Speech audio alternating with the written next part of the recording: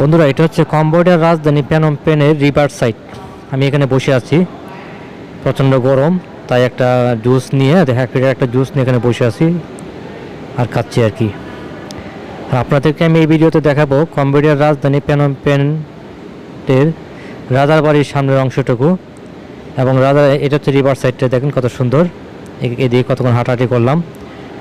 আর রাজার বাড়ির সামনে ওয়াকিং স্ট্রিট, যেটা শুধু হাঁটার জন্য, মানুষ ওখানে কোনো গাড়ি টাড়ি চালাতে পারে না, ওটা আমি দেখাবো।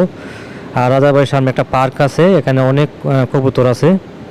আমাদের দেশে যেমন শাহজালাল মাজারের এখানে যেমন অনেক কবুতর, এখানে এরকম অনেক কবুতর আছে, এগুলো মানে কেউ খায় না আর কি। তো যারা টুরিস্ট আসে তারা খাবার নিয়ে আসে, খাবার দেয়, খাবার খায় এগুলা। তো এইটুকু আমি দেখাবো আপনাদেরকে। হ্যালো, আসসালামু আলাইকুম, আমি খোকন আহমেদ, নতুন একটা ভিডিওতে সবাইকে স্বাগত জানাচ্ছি। তো বন্ধুরা, এটা হচ্ছে কি, আমি এখনও রিভার সাইডেই আছি। রিভার সাইডে যেখানে অনেকগুলো গাছ আছে, আর যেখানে বাম সাইডের রিভার, ডাইন সাইডে লোক আপনার বসার জায়গা আছে। অনেক সুন্দর জায়গাটা, আপনারা যারা এখানে আসেন অবশ্যই এখানে ঘুরতে আসবেন।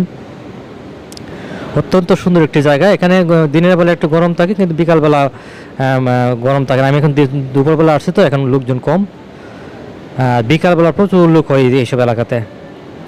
বন্ধুরা, আমি চলে আসছি রাজার বাড়ির সামনে যে পার্কটা আছে এখানে দেখেন কত কবুতরগুলো মানুষের সাথেই মানে সামনেই আসে, কোনো ভয় পায় না। মানুষ খাবার দিলে খাবার খায় আর কি। দেখেন মানুষ হাঁটতেছে, কিন্তু কবুতরও মানে বসে আছে। তো সামনটা খুবই সুন্দর, এখানে অনেক দোকান টোকান বসে। দোকান বসতে পারে না, অনেক সময় দেখা ওটাই দেয়, আমি অনেক সময় দেখছি।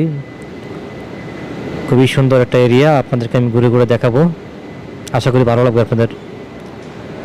তো দেখতে থাকুন ভিডিওটা।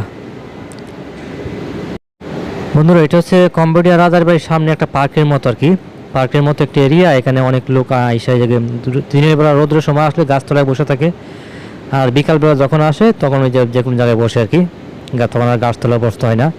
আর এই দেখেন রাজার বাড়িটা কত সুন্দর, গোল্ডেন কালার, মনে হয় যে স্বর্ণ দিয়ে বানাইছে আর কি। আর কবুতর দেখেন, প্রচুর কবুতর, এখানে অনেক কবুতর।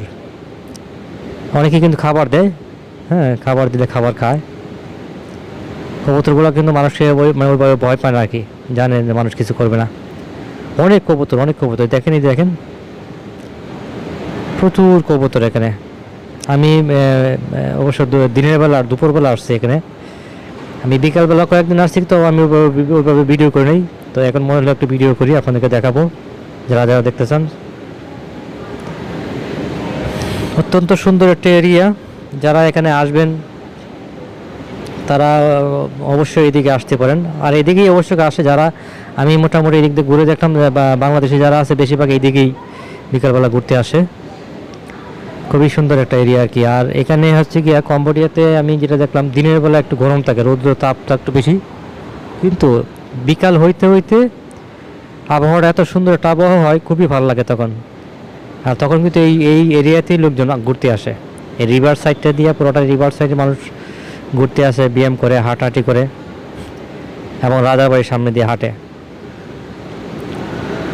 অত্যন্ত সুন্দর একটা জায়গা। আর এই যে খেলনা আছে, বাচ্চাদের জন্য খেলনা, এখানে অনেকে খেলনা কিনতে আসে, কারণ বাচ্চা কাচ্চা নিয়ে আসে, এখানে আসে। যারা লোকাল তারাও এখানে আসে, যারা পর্যটক তারাও এখানে আসে। অত্যন্ত সুন্দর একটা জায়গা। বন্ধুরা, আমি আবারও বলছি, আমি আছি কম্বোডিয়ার রাজধানী প্যানম পেন। গত কয়েকদিন ধরে এইদিকে ঘুরে বেড়াচ্ছি, মাঝে মধ্যে ভিডিও করছি আপনাদের জন্য, এবং আপনারা দেখলে তো দেখবেন, না দেখলে স্মৃতি হিসেবে থাকবে। আমি অবশ্য গত 6 বছর ধরে পৃথিবীর আনাচে কানাচে ঘুরে বেড়াই, কিন্তু ওইভাবে ভিডিও করা হয় নাই। এই দেখেন খাবার দিচ্ছে।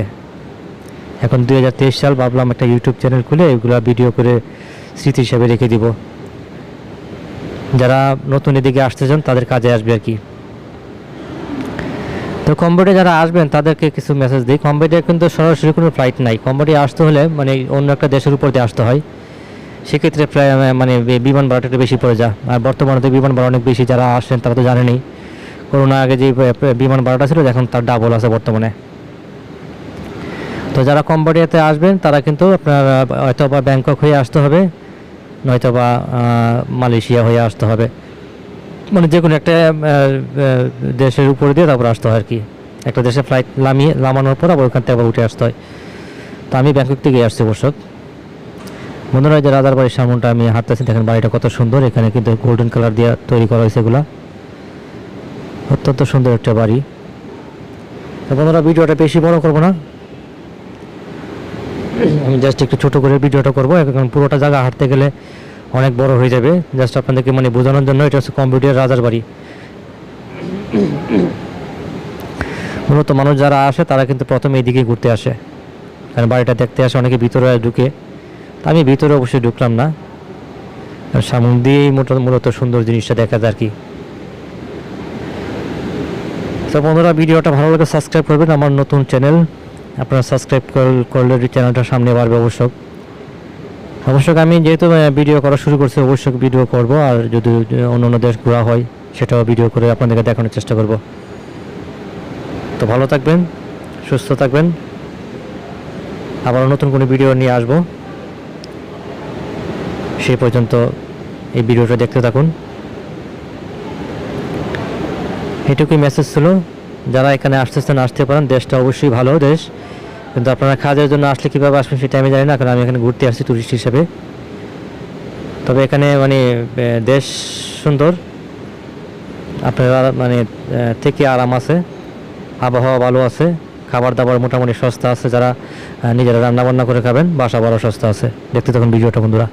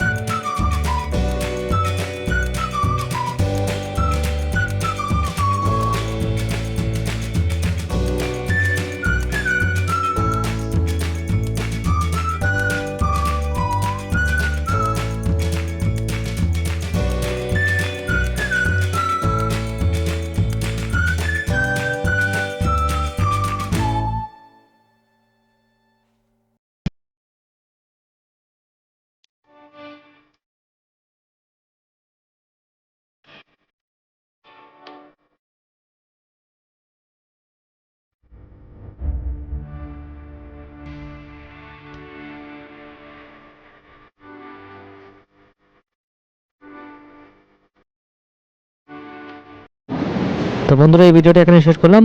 কম্বোডিয়াতে আরও এদিক সেদিক ঘুরবো, আপনাদের জন্য আরও ভিডিও করবো অবশ্যই। তো এটা শুধু রাজার বাড়ির সামনটা আপনাদেরকে দেখালাম আর কি। বন্ধুরা ভালো থাকবেন, যদি ভালো লাগে অবশ্যই সাবস্ক্রাইব করবেন। ধন্যবাদ সবাইকে।